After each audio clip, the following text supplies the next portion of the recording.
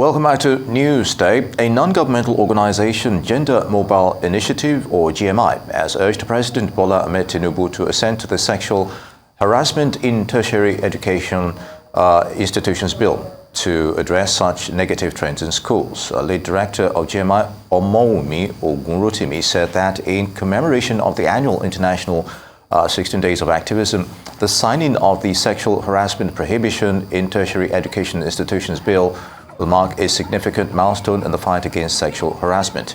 She explained that the president's action or inaction will send a powerful message about the nation's values and its dedication to fostering an environment where female students can thrive. Omowumi Oguntotimi is in our Abuja studio with us to stress this conversation. She is a human rights lawyer as well. Good to have you on Arise News. All right. Good to be here. Thank you for having me. So, what are the major cues in this bill that will protect victims of sexual abuse, you think? Thank you very much for that question. First, the Sexual Harassment Prohibition in Tertiary Education Institutions Bill offers a promising solution to existing frameworks, that have been in existence before now.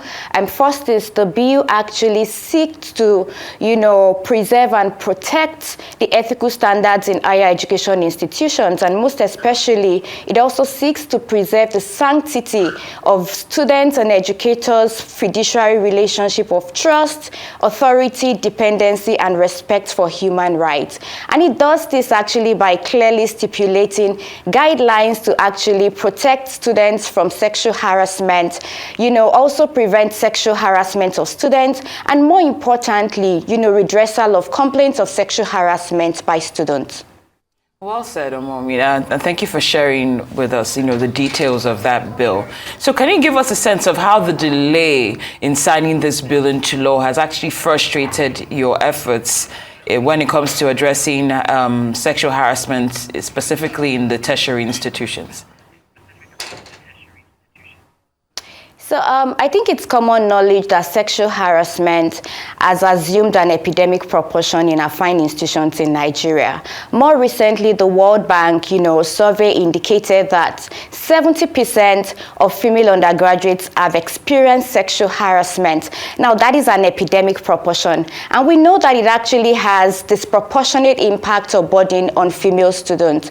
And in Nigeria today, of course, a lot of, actions or mechanisms have been deployed by a range of non-profit organizations and even, state actors, specifically the ICPC, the Federal Ministry of Education. But of course, a void actually persists in all the, frameworks or even range of innovations that have been deployed, which is the lack of a legal framework that actually diffuses power hierarchy, clearly stipulates redressal mechanisms, and also in some sense regulates social relations, and also center the voices of survivors, in their diversity. So with the lack of the legal framework, I would say actually that there are existing frameworks in place. For example, the combined effect of sections 8, 10, and 19 of the ICPC Act actually seeks to address sexual harassment from the lens of abuse of power. We also have section 64 of the Criminal Code of Lagos. We have relevant section of the Penal Code. We also have the Violence Against Persons Prohibition Act, which is applicable in the FCT, and 35 states of Nigeria have, further domesticated that law till date. But I would say that, there are clear lacuna in those legal frameworks that I just reeled out. And the lacuna actually has to do with, the restricted applicability of those laws. For example, the Criminal Law of Lagos is only applicable in Lagos.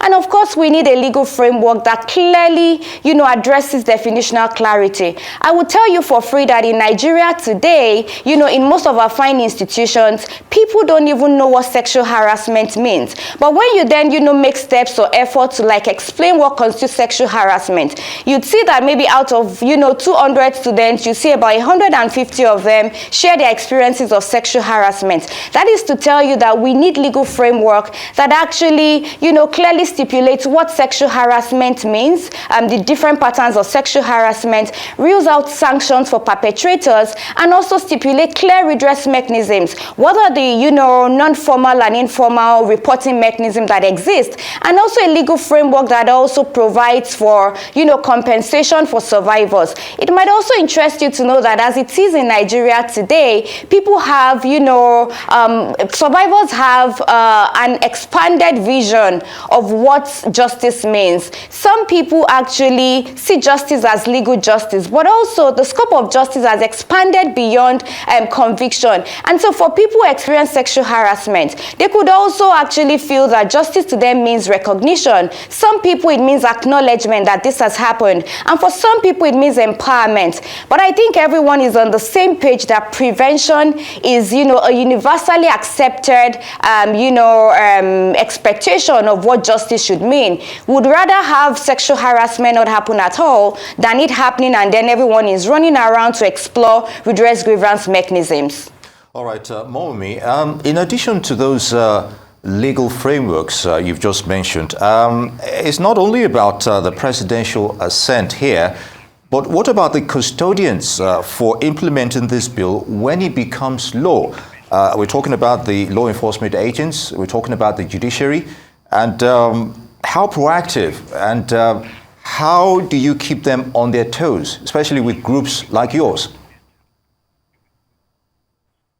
So first off, I would say that, yes, it's not just about the presidential bill. It's not just about the legal framework awaiting presidential assent. But I would say that, obtaining presidential assent to that bill is really critical and fundamental to achieving some level of success in other measures that have been deployed till date. So some institutions of higher learning actually have comprehensive policies.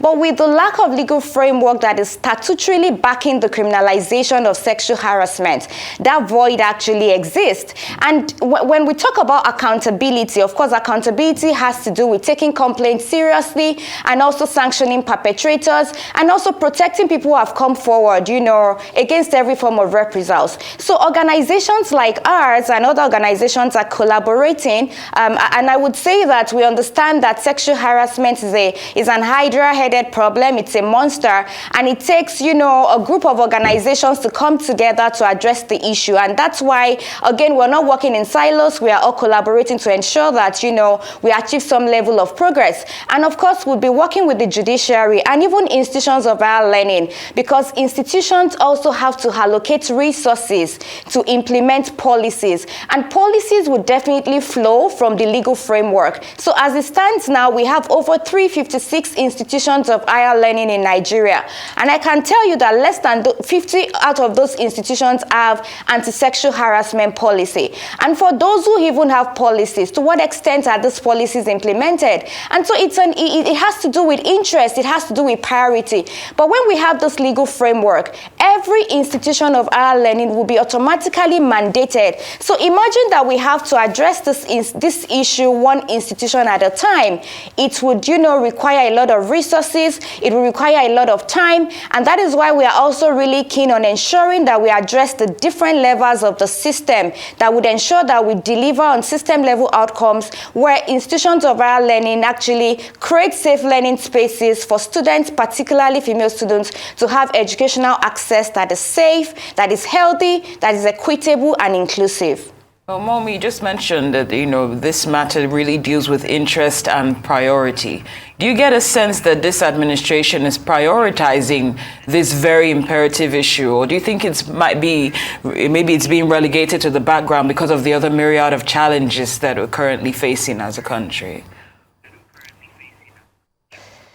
Yeah, so I know that the country is definitely facing a lot of problems. But again, I think the president has shown that he has the interest of the students at heart. So first off, the student loan bill was recently signed into law, which actually shows that the president or the leadership as it is right now is keenly interested in ensuring that students have access to education.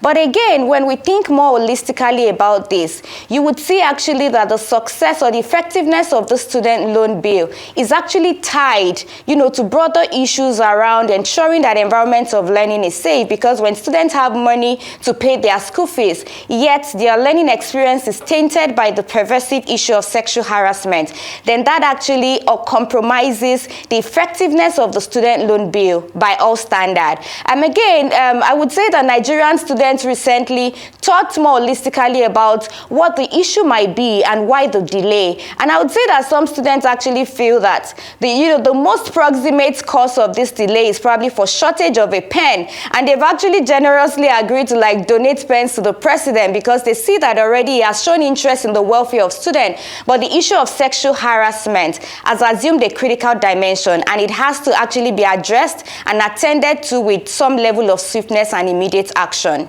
All right, on that note, Omowumi Oguntotimi, feminist lawyer and founder, Gender Mobile Initiative, would like to wish you the best of luck in your quest, and also thank you for coming to the show. It's good to have you with us.